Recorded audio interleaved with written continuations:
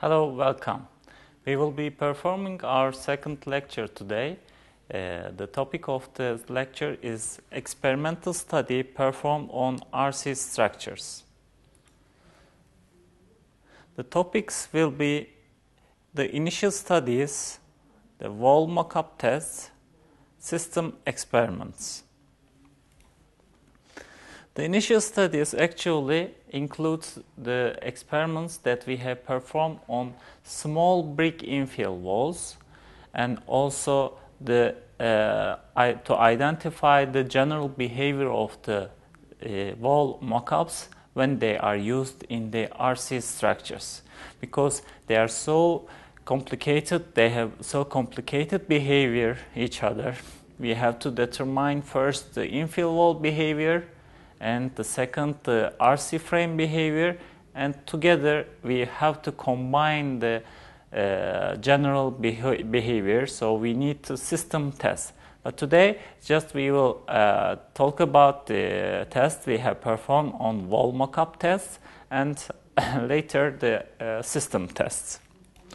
Let us see that in this figure we can see at the left hand side the experiments performed in the perpendicular direction to the holes.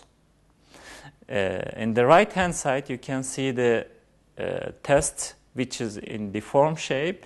The load was applied parallel to the holes. This behavior is distinctive properties each other. They are very different load bearing capacity. It's very brittle. This have much more stiffness than the other one because the holes are parallel to the load path. And we determined the actual load bearing capacity for each case to understand how the general behavior is. What we want to understand is how is the behavior of a wall mock-up.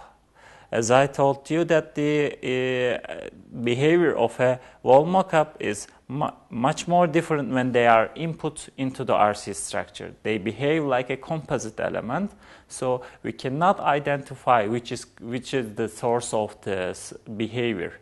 In order to understand the behavior one by one, we need to test these kinds of wall mock-up tests.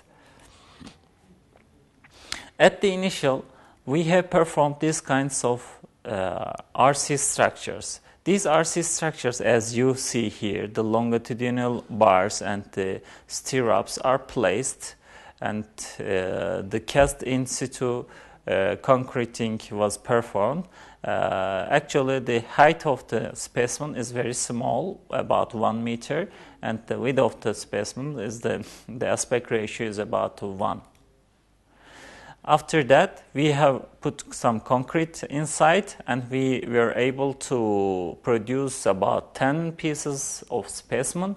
This is the advantage of small specimen. When you make small specimens, you can produce many specimens. These points are the pink places where we take the displacement transducers, displacement measurements, because we have to understand the sectional behavior of this point, the column at the end and the beam at the end of the tests. Actually, yesterday we have explained what the CFRP material is to have an in-depth understanding about the CFRP material. The most important thing I could say here is the tensile strength of fibers. The tensile strength of fibers is 3,900 Newton per millimeter square, means 3,000, almost 4,000 megapascal. And the elasticity modulus is very interestingly high, 230,000 Newton per millimeter square. This is very high elasticity modulus when you compare with a usual cotton. This is cotton, but it's much more stiff than steel. What we have done is first to construct the specimen like you see here, and we put some infill bricks on it by cement. After that, when you moisture it, we clean the surface and apply the CFRP sheets. As you see here, these points, you can see here that these sheets are connected to each other from this side to the other side by making an anchorage. In order to make the stability of the CFRP on the frame, you need to put an anchorage when during the motion there is no out-of-plane movement of the CFRP material. This takes the benefit of the CFRP material to the end of the motion. In the same way, we performed different schemes. It's important to find out the best performance, which scheme behaves well, because the effect of the CFRP location is important, and in these initial studies we have to find which one is the best. So we could highlight our study and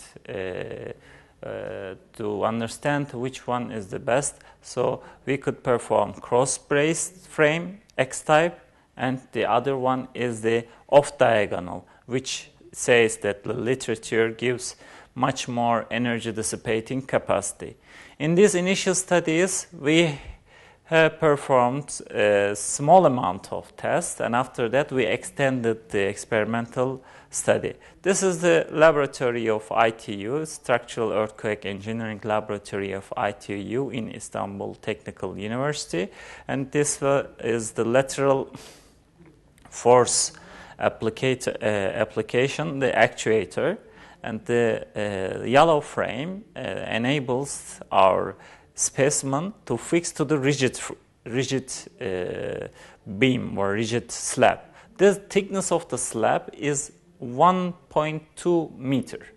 1.2 meter means a very rigid and very stiff slab. It's the common properties of structural laboratories. This is our computers for taking the data. Actually, what we have derived is that we could compare the force displacement or load displacement relations between the specimen which performed well under the lateral loads. Here you see the blue one is the bare frame, the red one is the infield frame. The light blue one is the off-diagonal brace frame, and the most good performance was derived from the diamond cross braced frame.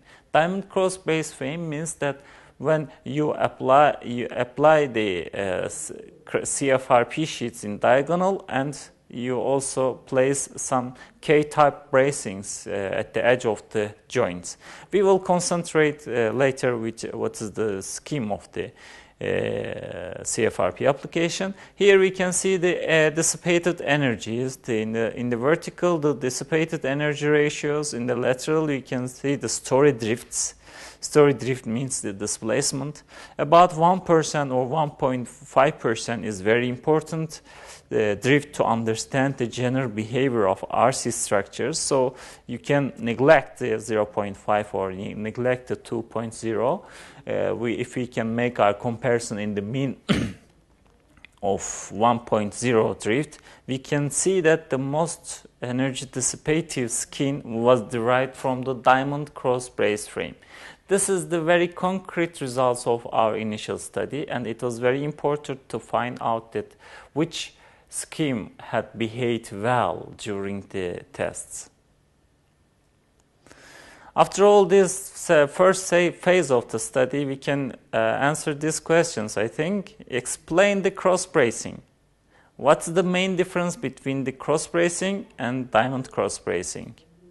Which of the technique has the best performance? The second phase is composed of the wall mock-up tests. Mock-up means the elementary tests like wallet tests There is no reinforced concrete structure. There is only masonry walls. These walls are tested by themselves in perpendicular to the holes and parallel to the holes. And also, in order to identify the shear strength, we turn it about 45 degrees and we perform monotonic tests on the mock-up walls. Here are the specimen types. The specimen types and the CFRP schemes were the main parameter of this study. In the first row, we see that there is no CFRP application. In the second row, the CFRP application is in a limited stage. It's only by strips, small strips on it. In the third phase, the CFRP is full surface. So we could understand the effect of CFRP density. When you increase the density of the CFRP, you can increase the stiffness and strength of the wall mock-up. So the most important information to be derived from this study was to understand the loading direction is parallel to the holes, the loading direction is perpendicular to the holes, and you shift the specimen in 45 degrees. It means that this will give us the diagonal tension. And when you apply the CFRP in full surface or half surface, we can obtain the different configurations to understand how will the effect of load perpendicular to the holes or parallel to the holes, and how will the density of the CFRP will reflect to the general behavior of the wall. Here we can see the diagonal element. The diagonal element was cut off from these edges in order to apply the load in instron. Instron is a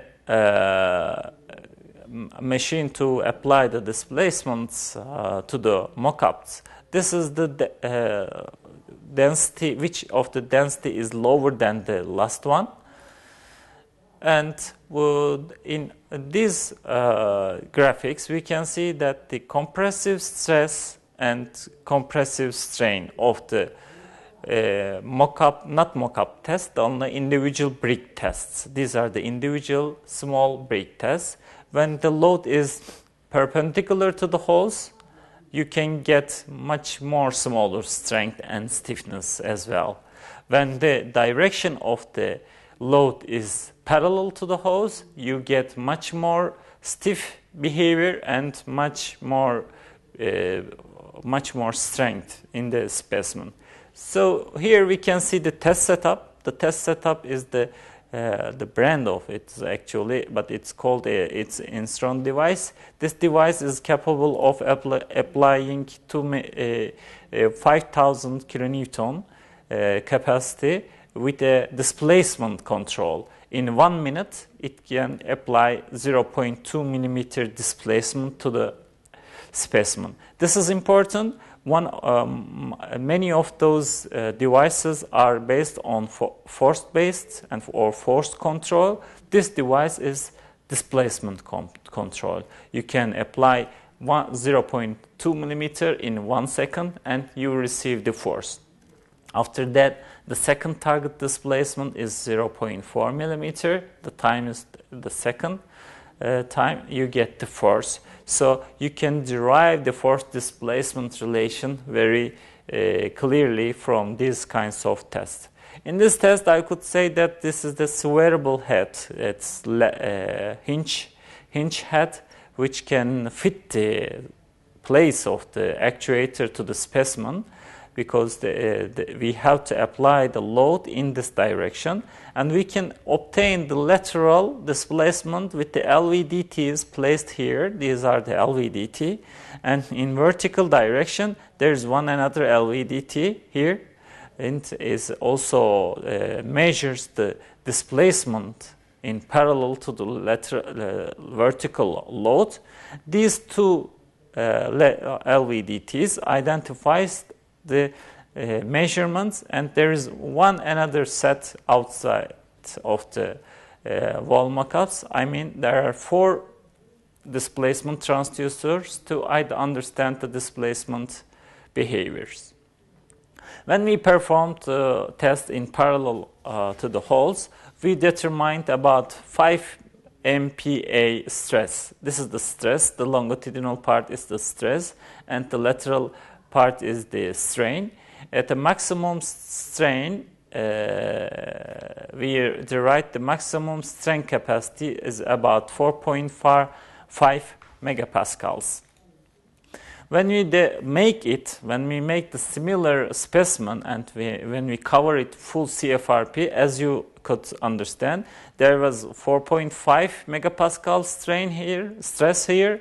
It increased to almost 10 megapascal. This is a great enhancement of strength when you apply the CFRP material on the wall mockups, and the strain capacity was also increased. Before, the strain capacity was very limited. In this case, when you apply the CFRP to the whole surface, the strain capacity increased almost 3 or 4 times the initial. The other one is the perpendicular one.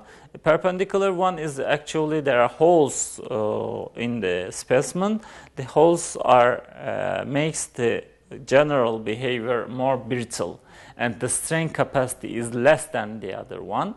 And we can obtain that when you make it full CFRP, when you apply the CFRP sheet all over the specimen, you can derive about 5 megapascal stress when you apply.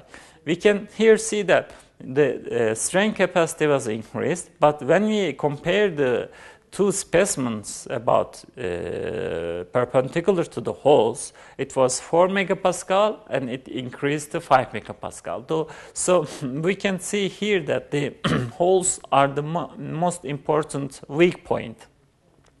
When the loads are coming to the specimen perpendicular to the loads, the weak chain of the system is the holes. When the holes are cracked, so we cannot weight any strength from the specimen.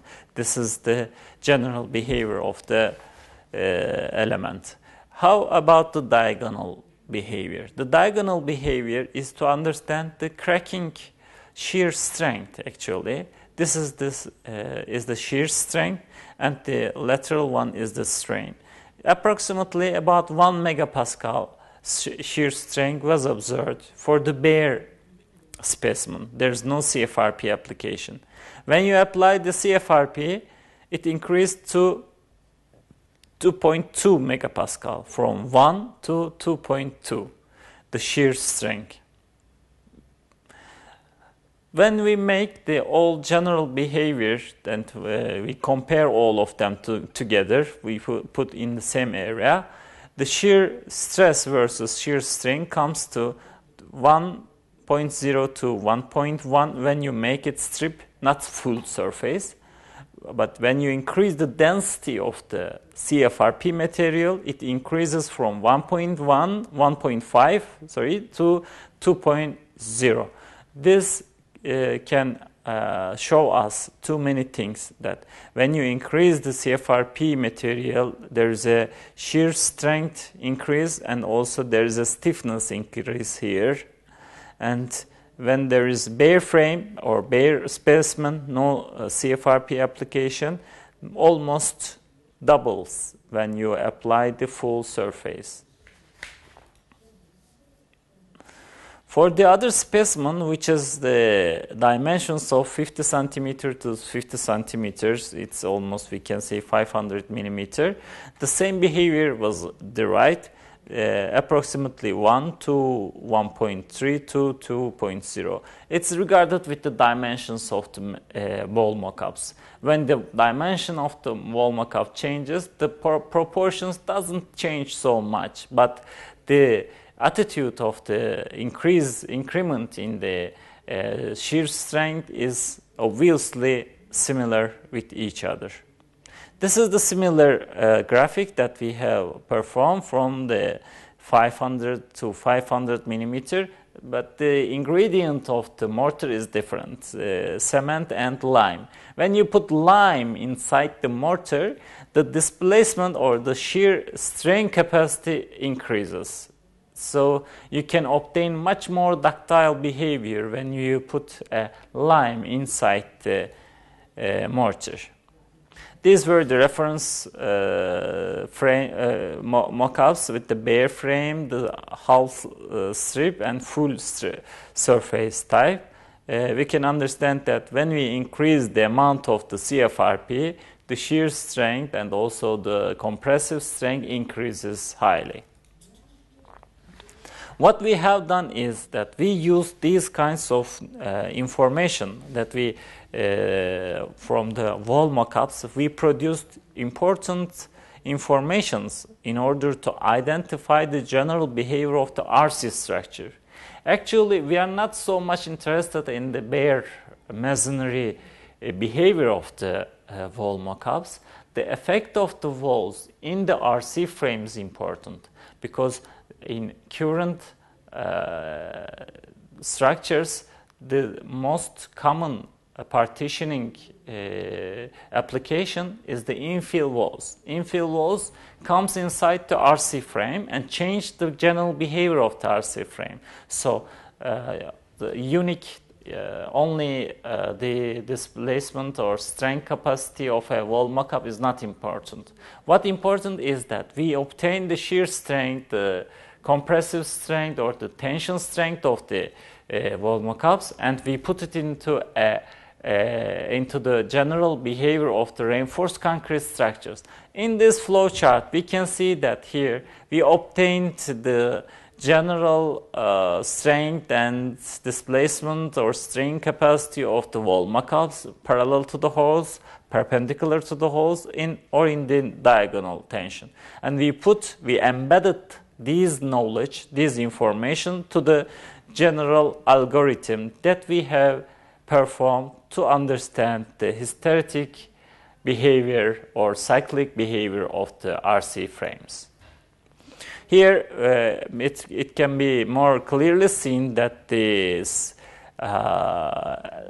informations come into the adapted and embedded into the RC material and reinforced concrete geometry, and after that we can obtain the general behavior. At the end of the second phase of the study, we derived these kinds of relations. Actually, the red one is this is the force displacement relation, but the red one represents the theoretical study. However, the blue one represents the experimental study. We can observe that here the red one is parallel to the blue one. According to our theoretical studies, the general behavior was clearly represented by the theoretical study by applying these kinds of informations into the general behavior. After all, these questions might be answered very easily. What is mock-up? How does CFRP affect the behavior of the mock-up? What is the capability of instrom? The third phase of the study is based on the system test, system experiments. As I told you in this lecture, that we are interested in the general behavior of the wall mock-ups, but more important point is how does these infill walls act in the general behavior of the reinforced concrete structures. We are interested in those because we have to increase the stiffness and strain capacity of our existing buildings. Our existing buildings are very brittle structures, and they are composed of low strength concrete. Let's say it should be about 20 or 25. It may come about 10 megapascal or 8 megapascal. Those are very low strength properties, properties of a concrete. So there is a fuse element. What's fuse element is the infill walls can be used as a as a fuse element and to increase the energy dissipation capacity of the overall behavior. Because after the earthquakes, when we make some determinations from the sites, it could be seen that there were too many structures that should be destructed, but they didn't. Why they didn't is that this is the infill walls, the application, the benefit of the infill walls. We could understand here that how to understand the benefit of infill walls is we have to perform experimental study, otherwise the theoretical study cannot highlight the in-depth study. We have performed several tests, quasi-static test, pseudo-dynamic test, and the one that we didn't perform, but in the literature there are many studies about the shaking table test. I want to also explain what the shaking table test is. Here, the quasi-static test, in the longitudinal, we can see the displacement protocol. The displacement protocol is applied to the specimen in step-by-step wise. There's a one target displacement, and this target displacement is reached maybe in 10 or 20 steps. This lateral one is the step. At about 700 or 650 steps, you complete the test. This is just a representation of the earthquake effect.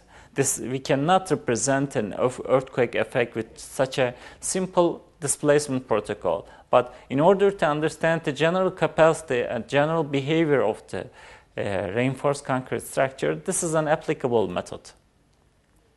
However, the response can be replaced, like the force and displacement relation could be obtained here. Step-by-step method, quasi-static testing. We can understand the maximum load-bearing capacity of the reinforced concrete structure is about 160. However, the displacement capacity is about 50 millimeter. How about the pseudo-dynamic test? Pseudo-dynamic test requires the earthquake data. The earthquake data here, the longitudinal one is the acceleration meter per second square, and lateral axis shows the time, and we can take one part of the earthquake. This is the actually 8 millimeter or 8 second part of the earthquake data was extracted from this study. And when we apply this same specimen, we can see here that there is a much more stiff, and the strength capacity was reached about 160, but the general behavior is distinctly very different from the one that we have obtained from the quasi-static. So the quasi-static gives us the general behavior, but in a different manner, and pseudo-dynamic gives us much more realistic, because the real earthquake data is applied to the specimen. What the pseudo-dynamic test requires is the equation of motion should be derived step by step by applying a central difference method. The central difference method is summarized in this equation, and the first time target displacement is calculated by using this equation. In the second target displacement, you put in the equation of motion and derive the other part. Here is the flow chart that is which should be understood in order to apply the PSD test. You have to first input the initial dynamic properties and the ground acceleration.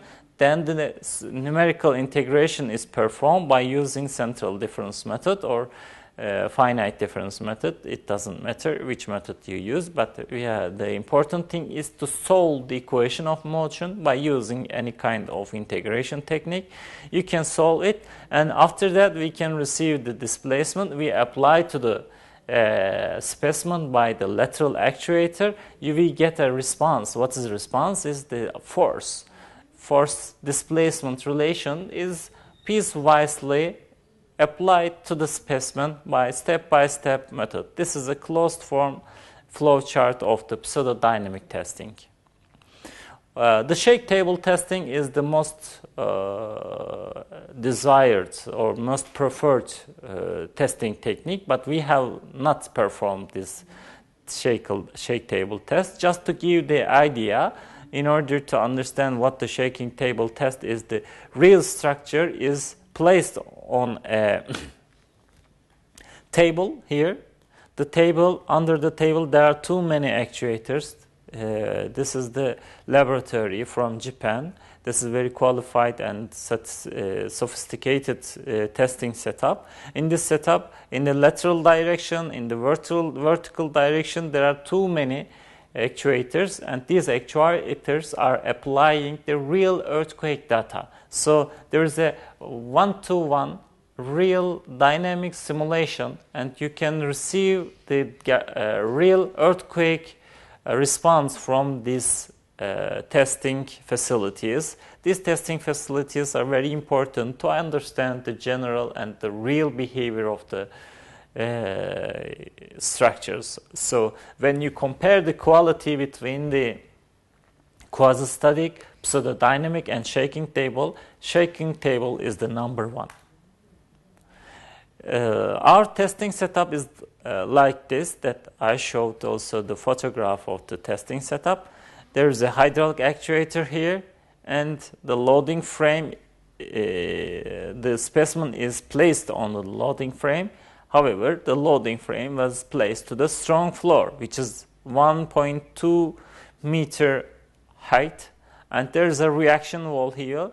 The reaction wall is also very stiff, and there is no any damage when you apply about 200 kilonewton loads. This one is the loading protocol for the quasi-static test, and this one is the acceleration for the pseudodynamic test. What we have done is we have taken a 5-story real building, and we simulated the first stories and the 4 stories of the RC structures. So this will be represented by the application of the mass on the specimen. When you increase the amount of the mass, you can represent this story. When you decrease the amount of mass, actually when you decrease the amount of mass, you represent M1. When you increase the mass, you represent M2. So the pseudodynamic tests were performed in 2 cases of masses. These are the envelope force displacement relations derived from the quasi-static test. In the quasi-static test, as we expected from the initial studies, the green one behaves the most the best performance when you look into the maximum strength or maximum displacement capacity, and when you look the enclosed area, the energy dissipation capacity, the cross bracing, diamond cross bracing type of strengthening technique behaved very well. This is another test, but in this test, the application of the quasi-static test was different in 3 cycles. When you make 3 cycles, you can derive much less strength than the other one. It's just the effect of the testing method. When we compare the stiffness per drift, the best performance were derived from the diamond cross brace frame technique. This is also very stiff technique in order to strengthen the RC structures. How we define the stiffness is just the second stiffness. Second stiffness means when this is the load and this is the displacement, and this one is the hysteresis, load displacement relation. The target displacement and load in positive direction and target displacement and load in negative direction you combine with a line, and the angle of this line gives us the stiffness. How about the energy dissipation capacity? The energy dissipation capacity is also the yellow one. Yellow one is the diamond cross-braced frame. Energy dissipation capacity was determined only calculating the area that is enclosed in the hysteresis loops. From the pseudodynamic test, we derived the stiffness correlations for the target pseudodynamic testing levels. Actually, these levels gives us the effect of the earthquake, the accelerations over the main parameters here. When you increase the intensity of the earthquake, you can receive the decrement in the stiffness. This is the bare frame. When we compare with the cross-brace frame, the descending branch is much more slowly. When you make it in infill, there's a brittle behavior, and the descending branch is similar to the cross-brace. However, when you apply in the diamond cross-brace frame, it's more stable. It's parallel to the lateral, and it's more stable. This technique is highlighted that the diamond cross-brace frame gives us much more stable behavior. The stiffness degradation is not instantly. It's step by step, but it is very slowly decreasing. In this case, when you make the earthquake acceleration on this kinds of strengthening technique, gives us very good behavior and very well performance.